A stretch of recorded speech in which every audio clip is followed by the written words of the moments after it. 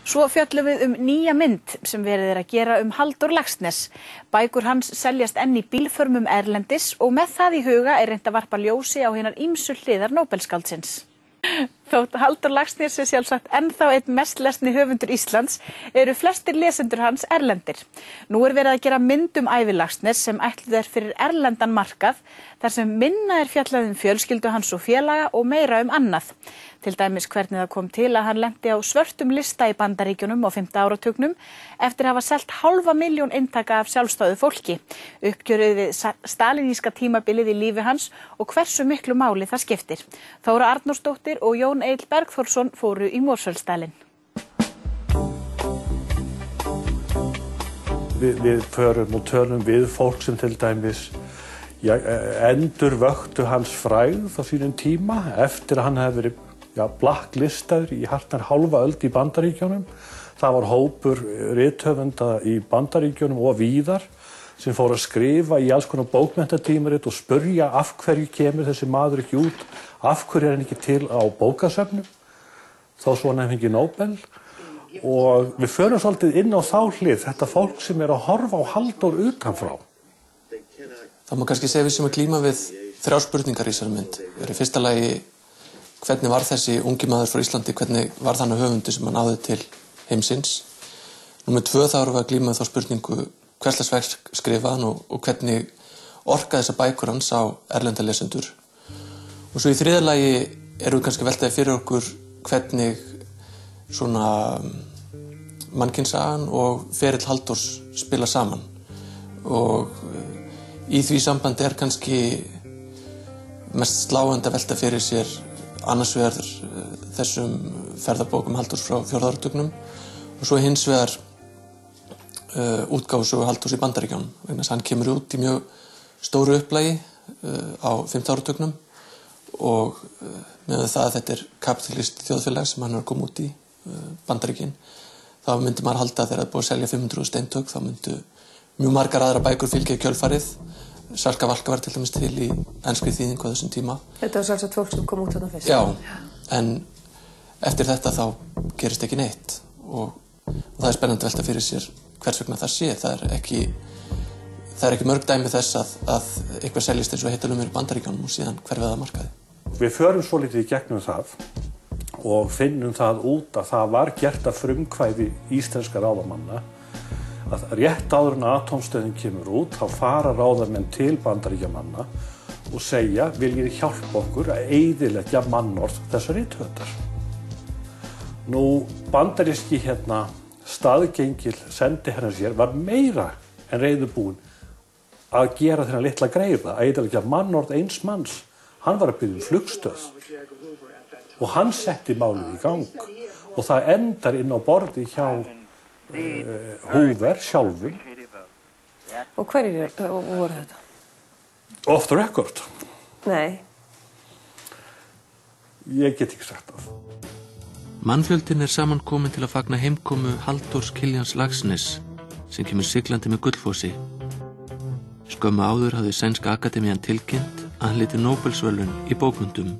Þetta ekki mynd sem að velta sér upp úr því hvort að Halldór hefði getað orðið stærri höfundur heldur en raun ber vitni. Við höfum séð það bara síðustu árum eftir að bækur hans fóru að koma út aftur eftir 2000 að það eru mjög margir stórir höfundar sem hafa heillast á hann. Jonathan Franzen sem trúlega núna vinsælasti höfundurinn í Bandaríkjunum eða svona eitt stærsta nafni þar. Hann til dæmis talar ítrekkað Halldór í viðtölum og talar sjálfstætt fólk sem bara eina merkilegustu skáldsögu sem kom út á 20. öldinni. Það er líka viðtal við höfund í þessari mynd sem heitir Jane Smiley sem skrifaði mjög merkilega bók sem heitir A Thousand Acres sem fékk Pulitzerverðlaun. Þetta fólk sem að lítur á Halldór sem mjög stóran höfund þannig að þessi hvað ef spurning hún ekkert sérstaklega relevant finnst okkur í nútímanum vegna þess að það er greinlegt að verkin hans lifa af. Atómstöðin olli vissulega heilmiklum titringi á sínum tíma. Pólitíkin var verulega hörð, átökin mikil. Það er enginn að draga fjöður yfir það að þarna eru karakterir sem ótrúlega líkir ýmsum forystumönnum hér.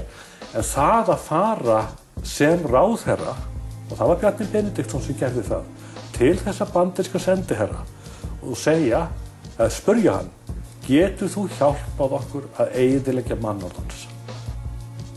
Nú þessi bók að koma út, við verðum að stoppa hann af.